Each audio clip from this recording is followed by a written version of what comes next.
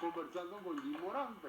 Entonces te decía, ciertamente, que la problemática de alguna manera ha sido producto y responsabilidad de entrar antes en materia de las mega elecciones de las propias autoridades, del conglomerado universitario. Si el conglomerado universitario se hubiese hecho sentir, sale a la calle, expresa su punto de vista, toma medidas, aplica correctivos, hoy no tendríamos esa casa de estudio como está, porque el gobierno prometió inclusive hasta darle respuesta en el sentido de desmalezar, limpiarla, arreglar la estructura, invertir.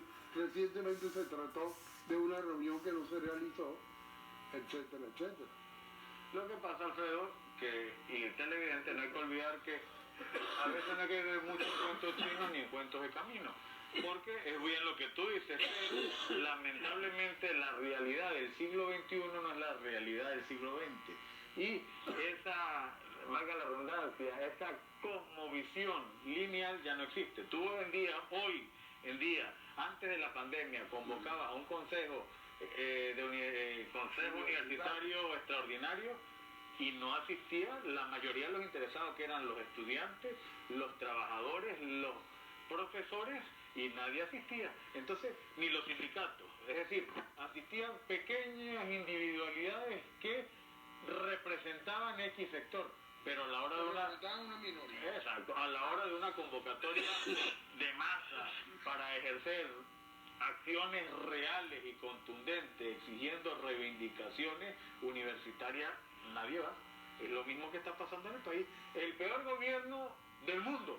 Acabaron con las arcas del país más rico del planeta, que se llama Venezuela. ¿Y qué pasa? Entonces vemos que la población está totalmente, no solo desorientada, sino que no está unida. Entonces, las elecciones, hay varios toletes. El primer tolete es el chavismo. Eso lo desestimamos porque es una minoría ínfima. Una minoría que ha ganado los procesos de... Pero ya va, pero es una minoría a nivel poblacional. ¿Cuánto es? 3% de la población, que son los que sí están claros, que están en el poder, y tenemos las dos clases chavistas. El boliburgués, un término muy empleado por ellos, que son los que andan en grandes camionetas, con escoltas, tienen acceso a un nivel de vida muy bueno, y el del maletín tricolor, que es el que anda pateando la calle viendo cómo subsiste su familia. 3%, póngale 5% de la población que no llega, para ser exagerados, ¿verdad? 9 millones de venezolanos que han emigrado. El otro lote, la oposición radical, la oposición que dice que las sanciones son bienvenidas y que ellos pero es un error caer en eso. ¿Quién dijo que un país bajo esa premisa puede funcionar? Déjeme describir el acontecimiento para llegar a un argumento y una interpretación del escenario politológico que nos abarca y nos ocupa el día de hoy la conversación.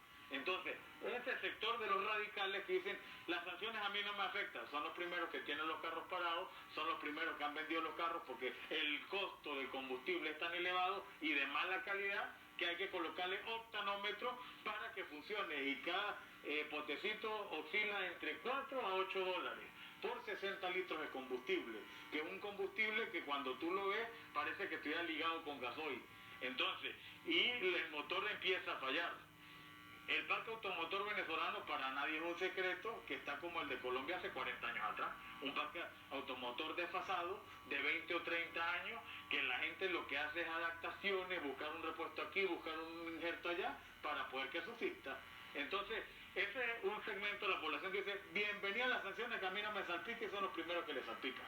Porque aquí es que está claro, si aquí llega un solo buque o una sola gandola de combustible, es para el gobierno. Aquí no se caigan a cobas ustedes, me disculpan el término coloquial, para que el común denominador sepa que estamos en sintonía con lo que la población vive, porque nosotros somos parte de la población. Aquí llevamos todo el bulto en distintas magnitudes y distintas formas. ¿A quién no se le va la electricidad al día? ¿Quién no sufre con el problema del agua? Nuevamente los apagones nos surgieron. Bueno, tú sabes cómo es el sistema. Entonces, ¿qué sucede? Tenemos ese escenario de los radicales. Tenemos el escenario del opositor que cuestiona todo. coño, disculpe la palabra, sí, es que lenguaje coloquial. El lenguaje coloquial, es que es radical, es que el otro está vendido y entonces yo estoy en contra del gobierno pero no participo. Y lo que hace es criticar. Y muchas veces anónimamente por las redes sociales. Y tenemos otro factor de la oposición que dicen que van a asistir a las elecciones, que al tener ellos el mecanismo participativo combaten la abstención, y al combatir la abstención, pues lógicamente hay una posibilidad real para ganar. ¿Para quién favorece la abstención? Lógicamente el gobierno. Dividir y vencerás, principio básico de Maquiavelo. Bueno, por eso. Entonces, ¿qué sucede? ¿Por qué estoy yo el día de hoy aquí? Por una sencilla razón.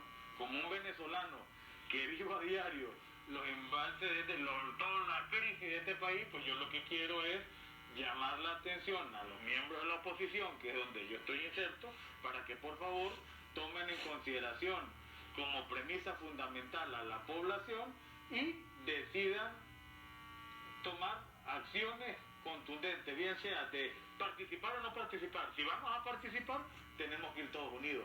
Y si no vamos a participar, que es la tendencia del G4, hasta el año pasado, pues que determinen cuál es el plan de acción a seguir, pero es que, mira, lo ejecuten y lo concreten. El G4 no tiene problema, el G4 está comiendo con el gobierno, está sentado con esta administración, está negociando otras cosas.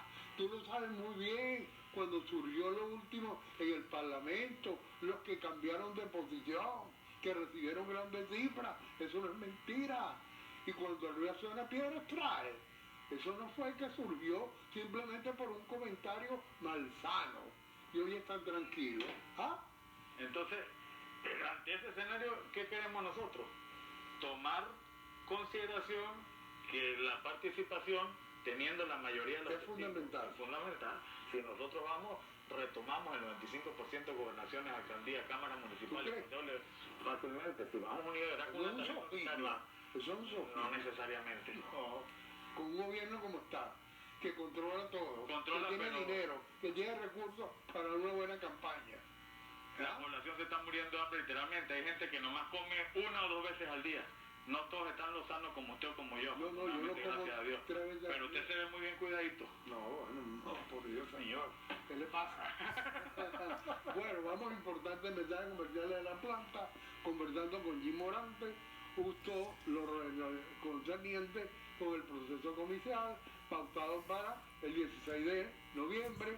Son las mega elecciones, 21, perdón, son las mega elecciones. Esto es algo inédito porque nunca se habían concentrado todos los poderes para que justamente el sufragio estuviese allí definitivamente marcado hacia un solo propósito. Ya retornamos.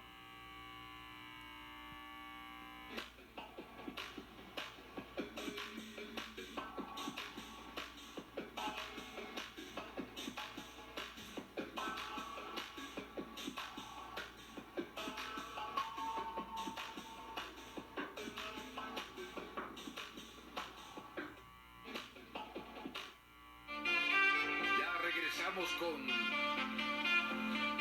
Cuarto Poder.